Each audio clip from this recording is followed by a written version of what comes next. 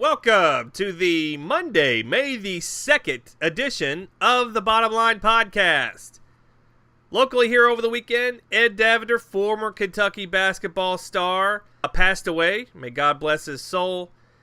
We went over last week why a lot of people say, oh, he's the most underrated players in the history of Kentucky basketball. Well, the numbers say he may be a little bit overrated. Then, of course, you had the issue with the ticket scam where he had to serve time in jail. The past is the past. May the man rest in peace. God bless you, Ed Davender. NBA Draft Camp came out with a list of 64 players that will be invited to NBA Draft Camp. Keep in mind, the NBA draft only lasts 60 picks. There are 30 teams, 2 rounds. Of course, the usual suspects from UK, DeMarco Murray, Tyler Ulis, Scalabissiere, all made it to the list. All will be participating. 2 names that are used as alternates that are not invited until or unless somebody backs out or refuses to play. Those 2 names, Marcus Lee, Isaiah Briscoe. And we have detailed on this podcast why we think both players would be making mistakes by leaving and going to the NBA. Now, if the NBA is telling you you're not one of the best 64 players, keep in mind, you got all these players from Europe. You've got all these players from overseas who are going to get drafted too. Taking away draft picks from these American players who are going to the NBA draft camp. So it's not like these 64 players are going to be the first 60 picks. They might be 30. They might be 35. You've got to factor in all the foreign players that are going to be drafted as well. So for Marcus Lee and Isaiah Briscoe to look at this and say, I'm an alternate to the NBA draft camp. The writing's on the wall. If you can't see the forest for the trees, the league is trying to tell you something. Bottom line on this, my stance is exactly the same as it's been for weeks now. Marcus Lee and Isaiah Briscoe would be absolute fools to go pro. In Isaiah Briscoe's case, he pretty much has to come back. In Marcus Lee's case, he's damned if he does and damned if he doesn't.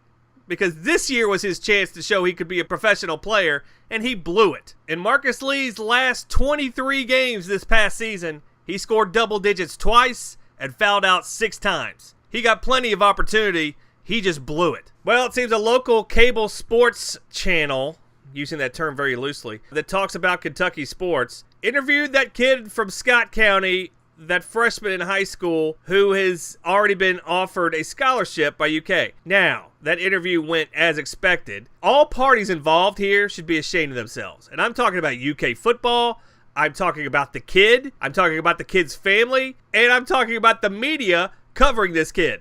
More than anything, the media should be ashamed of themselves exploiting this poor 14-year-old kid who can't drive, who isn't even out of his freshman year in high school, putting him on television and tooting his horn like he's the second coming. Ridiculous. First of all, you're putting all this pressure on a kid, and we don't even know if he's good enough to play college football yet. Can you really tell when you're a freshman in high school if a kid can play college football? No, you cannot. Bottom line on this, I absolutely hate the fact that schools' football programs are now reduced to offering freshmen in high school scholarships. It's one thing if you're Ohio State, if you're Alabama and you're doing that, but then again, programs like that don't pull stunts like this. The UKs of the world are the football programs that have to pull stunts like this. And if they offer early, but if the Ohio States and the Alabamas come calling later on down the line, then UK can play the loyalty card and guilt the kids into coming. Well, we were with you from day one. We were with you since you were a freshman. We gave you a scholarship then. Why would you want to be unloyal and go somewhere else? Just another trick of the trade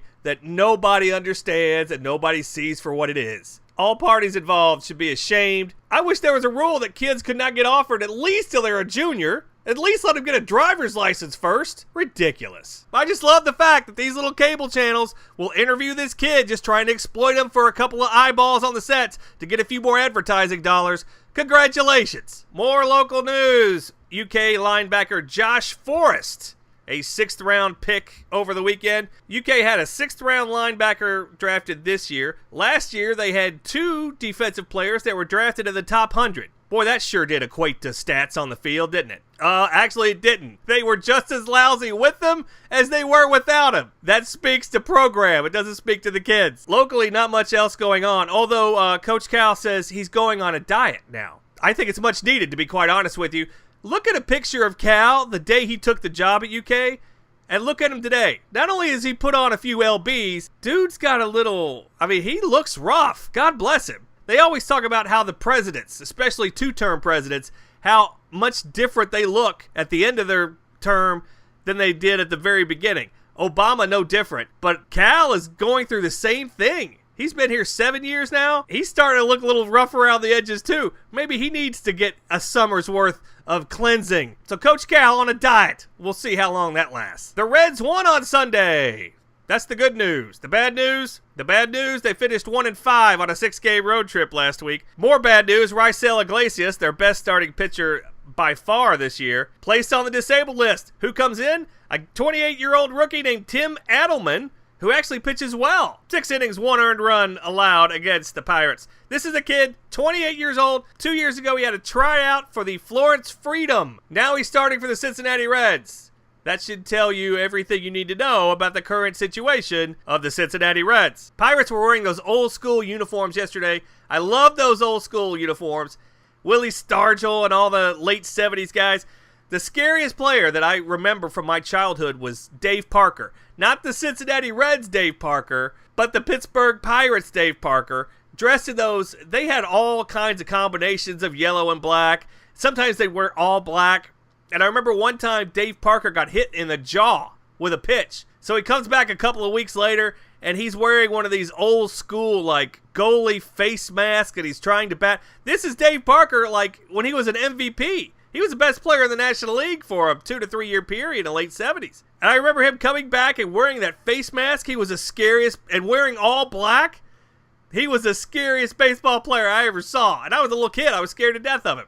What's the status of the Reds bullpen? Russ OhlenDorf was used in a save situation yesterday, completely bypassing Tony Cingrani, our boy Caleb Cotham. Now, Blake Wood ended up getting the save, but that was in extra innings. But OhlenDorf was used in the ninth, and of course, in true OhlenDorf fashion, Dorf on golf, Dorf on baseball, for those of you old school Tim Conway fans out there. Ohlendorf, 2 outs, and then a home run allowed with 2 outs in the ninth. We're going to extra innings. Typical Reds bullpen. By the way, the Reds bullpen is now allowed to run in 19 consecutive games. A team record. 19 consecutive games where their bullpen allows a run. Really, you can't get a starter through 6 and just get the last 3 outs? Or get through the last 3 innings without getting burned? Apparently not. Devin Mesoraco out again yesterday. That batting average, a robust 140. And for those of you sabermetricians out there, his OPS plus, where an average player is 100, Devin Mesoraco's 3. But good times coming back to Cincinnati tonight. The Giants come to town to face the Reds. Oh, by the way, who's pitching for the Giants tonight? You got it, Johnny Cueto. In April, his first month away from Cincinnati, 4-1, 2.65 ERA with the Giants. What do you expect? The Reds will run out Brandon Finnegan with his 3.86 ERA. He's had 2 3-run leads in the 7th inning this year, both of which the bullpen have blown. San Francisco is about a minus 150 as we speak here today. There's some value with Cincinnati tonight. I think Finnegan might be able to keep them close, but it's not a game I want to touch out in the desert. But Cincinnati at home, a much different animal. Cincinnati 10-15 on the season, but 8-5 at home. That means they're 2-10 on the road. You do the math. By the way, Joey Votto came out yesterday. Joey Votto with $199 million remaining on his contract, Joey Votto, and said after his slow start this year, who's hitting under 240 right now, I'd rather quit than play poorly and collect my money. $199 million you got left to go on that contract, buddy. You're not quitting anytime soon. Don't sit there and pee on our legs and tell us it's raining. You're playing until you're 40. Even if you can't even make it to the plate, even if you have to crawl to the batter's box, you'll be playing to collect that check. Don't sit there and tell us otherwise. I love Joey Votto, and in a later podcast, where I'm going to talk about nothing but how underappreciated Joey Votto is in Cincinnati and how Marty Brenneman and all the Cincinnati media kills him, and they shouldn't because they don't understand what they have. Yeah, he's a sieve in the field, but I'm talking about at the plate. Joey Votto is one of the best players in the history of Major League Baseball in his first 6 or 7 years. And later on down the line, we'll have a podcast, hopefully this weekend, detailing, even after this horrible start he's had, how great of a career he's had. But that's not the point. Joey Votto, don't sit there and tell us you'd rather quit than struggle at the plate. Because we all know you're just covering up the fact that you're off to a slow start, and it's okay. You had a slow start last year, too. That second half of the year last year, Hall of Fame worthy, and I'm not kidding. And we'll detail that in another podcast down the line. The NFL draft finally ended over the weekend. How can you not love the Laramie Tunsil story, which is so good on so many different levels? Between the smoking in a gas mask, between throwing his head coach under a bus. By the way, Hugh Freeze, first of all, the guy reminds me so much of Hal Mummy. Just like a used car salesman. A guy who, like, you feel like you need to take a shower just after talking to him. A guy who reeks probably of Aquavelva.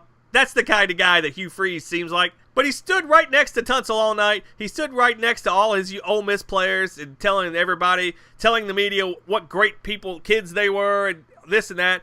And the very moment that Tunsil gets on his own, he throws Ole Miss completely under the bus. Amazing. Now Ole Miss has to worry about this little investigation they're going through right now. Does this add to it? We're going to get to a point where everybody's going to be able to cheat on a small level at least. Between North Carolina, between Louisville's hookers, between Ole Miss and paying water. By the way, who has an electricity bill for $305? Who has that? Just saying. You think my man might have wanted to go to McDonald's a little bit too on that 305? More NFL draft stuff. You know we're big fantasy football players here on the bottom line. DeMarco Murray, now of the Tennessee Titans, came out and said, he was very happy that Alabama Heisman Trophy winning running back Derrick Henry was drafted to play alongside him. Oh, really? I'm sure you were so happy that a Heisman Trophy winner was drafted to play right next to you and potentially take your job. And then the whole, I'll mentor him. Yeah, I bet you will. As soon as that first game comes along and he gets more carries than you, then you'll be mentoring him for sure. Of course, the only player that was drafted over the weekend that could be a true fantasy football player this coming year, Ezekiel Elliott of Dallas. He's the only guy that I would look at right now and say, hey, this is a rookie I could take in the first half of my draft and feel good about it. All these wide receivers, nuh-uh. You can read all the hype you want to about these guys. A rookie wide receiver has to prove it on the field long before a rookie running back does. And we'll have stats on that later in the summer about fantasy football and how poor rookie wide receivers, other than the group that came out 2 years ago, have performed. News today on Jerry Jones regretting not trading up to get Memphis, now Denver Bronco quarterback Paxton Lynch. By the way, did you see this clown at the draft? Before he got drafted, they showed him, and of course he had his hat backwards. He had the cheesy mustache with the little soul patch. He looked exactly like a boy band reject. I couldn't figure out if he was supposed to be an NSYNC or the Backstreet Boys. By the way, the biggest traffic jam in my lifetime in Atlanta, over 20 years, a Saturday night when the Backstreet Boys were at the Georgia Dome. No, not saying I went to the concert. I'm saying I got stuck in traffic that night because of the concert. A lot of people killing Tampa Bay for trading up to take a kicker in the second round, Robert Aguayo, the best kicker in the history of college football. I don't have a huge problem with it, to be honest with you. Ask the Minnesota Vikings, who did not advance to the playoffs because their kicker missed a 25-yard field goal. They're killing Tampa. You know why? Because they're not the Patriots. If Bill Belichick had traded up to draft a kicker in the third round, everybody would be saying what a great move that was. Further proving my point, it's all about who you are in life. Funniest part I saw of the draft was when the NFL Network was talking about a player drafted and his last name was Beavers. And then the next guy that was drafted was named Bush. Beavers and Bush. The NFL Network did this, ladies and gentlemen, not me. By the way, I'm still looking for a tape. There was a Monday Night Football game, and I want to say 1991 or 1992, where the two Miami Dolphin linebackers, Aubrey Beavers, Brian Cox, the San Diego Chargers running back, Marion Butts. And let's just say, Butts ran the ball, and he was tackled by Cox and Beavers. It was phrased a little differently than what I just did. I know that tape is out there. I've got to find it because that was one of the greatest moments in the history of televised sports. Defensive line coach Bo Davis at Alabama fired for quote-unquote impermissible contact. Alabama cheating? An SEC team cheating at football? I'm shocked. NBA news, 2 Game 7s yesterday. Indiana and Charlotte. The league didn't want them to advance, so they didn't. They got no calls. Indiana only shot 9 free throws in the whole game against Toronto. So Toronto and Miami advance. Shocking. George Karl comes out today, the former Sacramento Kings coach, and says, I never felt empowered with Sacramento. Yes, because the inmates run the asylum. DeMarcus Cousins and Rajon Rondo are the ones that have all the power in Sacramento. God bless anybody who goes in and coaches that team anytime soon with DeMarcus Cousins and Rondo. Luke Walton, the new coach of the Lakers. Bad news for Coach Walton, using that term very loosely. He doesn't get to take Steph Curry, Klay Thompson, and Draymond Green with him. That's a big difference. Now your best player, your franchise player, is a kid who tapes locker room conversations and sends them out over the social media so that it gets them in trouble with their fiancés. That's your leader. Good luck. Even Bill Walton, 420 Bill Walton himself, told his son not to take the job. This won't end well. Other news. Donald Trump came out today thanking Bobby Knight for his campaigning. Bobby Knight spelled N-I-G-H-T. Donald Trump can't even spell his name right. Oh, and by the way, Bobby Knight was almost fired for going up to a kid who called him Knight. Hello, Knight. And the coach, this is like in 2000. And Bobby Knight went up to this kid and gave him the runaround or whatever. Got him in trouble. Yeah, you don't want to mispronounce this guy's name or spell it wrong, Mr. Trump. Then Time Magazine interviewed Knight, asking him, why are you campaigning for Donald Trump? And of course, Bobby Knight says, I think it's time for a guy like this. No, it's time for a guy like this who pays you money. That's what. Bobby Knight does nothing for free. Trump paid him big. That's why he did it. More campaign news. Bernie Sanders got an endorsement from, of all people, women's soccer goalie Hope Solo. I don't know if this is a good thing either. Hope Solo is crazy. She beats up her relatives, beats up her husband. She beats up everybody. Go back and look at her domestic violence past and history. She's all kinds of crazy. Might be great in the bedroom, not good on the campaign. Good luck, Bernie Sanders. Floyd Mayweather may, using that term loosely, come out of retirement to fight again, but only if it's for 9 figures. That's $100 million for you math majors out there. Of course he'd come out of retirement for $100 million. Who wouldn't? Floyd Mayweather sitting on 49-0, just like Rocky Marciano, or as Eddie Murphy said in Coming to America, Rocky Marciano. All you white people say Rocky Marciano. I'm quoting the movie, not saying anything racist.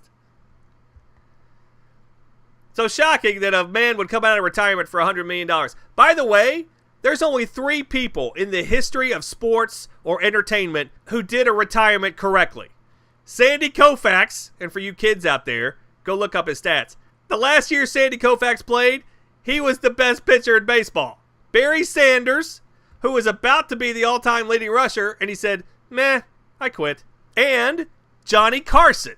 The last, 11 or 12 years of his life, nobody ever heard from Johnny Carson. Ever. He just went away. Never came out of the woodwork. He appeared on Letterman once, I think. Didn't say a word. Just showed up. Probably the best retirement of all time, Johnny Carson. Floyd Mayweather, not so much. If you're watching television over the weekend, you saw some interesting things. For you old school rappers out there, Warren G., he of the Regulators Mount Up cry from the Above the Rim soundtrack. Now there's somebody who knows what he's talking about. That was actually a very underrated movie. Tupac, Playground Basketball, that's good stuff. He sang the 7th inning stretch for the Cubs on Friday and completely butchered it. Man, Warren G doesn't care about that. He's collected a paycheck. And all these fans are looking up at him. Oh no, you've jinxed us forever. This isn't Bartman. This isn't the Billy Goat. It's a poor kid who didn't know the song, who's just trying to get some money. Kurt Schilling recently fired of ESPN. Oh, by the way, they showed the 30 for 30 documentary over the weekend on the Red Sox 4 days in October when they made the big comeback against the Yankees in 2004. Mysteriously, they cut out part of that documentary. The part they cut out? The part of the Kurt Schilling bloody sock game. What do people remember from that? They remember the Dave Roberts stolen base, they remember David Ortiz getting clutch hits, and they remember the bloody sock game. That's all anybody remembers, basically, from that entire season. And they cut that bloody sock game out of the documentary. Kurt Schilling got wind of this, was not pleased. ESPN says it's just coincidence. I think not. Chris Darden from the O.J. Simpson trial was on the Today Show today. Yeah, that's topical. Way to go, Today Show. And he says when O.J. tried on the gloves, it was the most brilliant move in the history of law. But he said it didn't matter because the prosecution had lost the case before OJ tried on the gloves anyway. He may have a point. Here was Johnny Cochran's defense, by the way. 1, I've got tapes of Mark Furman dropping the N-bomb. 2, I've got OJ trying on gloves that God knows where they've been for the last year and a half, and OJ can't get them on. By the way, OJ did a great acting job of that. And 3, Johnny Cochran makes up a rhyme in his closing argument. If the glove does not fit, you must acquit. That's it. That's all he had. He had no witnesses. He had no proof. He had crazy stuff. And he won big. Okay, it's time for our Mac Daddy Stogie of the night. We go back to the NBA. 2 games tonight. Atlanta and Cleveland in game 1. Cleveland a big favorite. I wouldn't be surprised to see them blow them out, but I would not bet on this game. But the game I will go on, Oklahoma City and San Antonio. Game 1 on Saturday night. San Antonio won by 32 points. The line tonight, San Antonio's an 8-point favorite. Well, that's easy, right? San Antonio won the last game by 32. Of course they could cover 8 tonight. Wrong again! OKC and the contrarian zigzag theory game of the year so far. I'm going big all in. Oklahoma City tonight getting 8 in San Antonio. And that is your Mac Daddy Stogie of the night. Make sure to light that cigar in the fourth quarter. And that's it for the Monday, May 2nd edition of the Bottom Line Lexington podcast. Make sure to follow us on Twitter at BottomLineLex. Look for us on Facebook, Bottom Line Lexington. Feel free to email us at bottomlinelex@gmail.com. And make sure to subscribe to this YouTube channel. That's it for today, and until next time, may the winners be yours.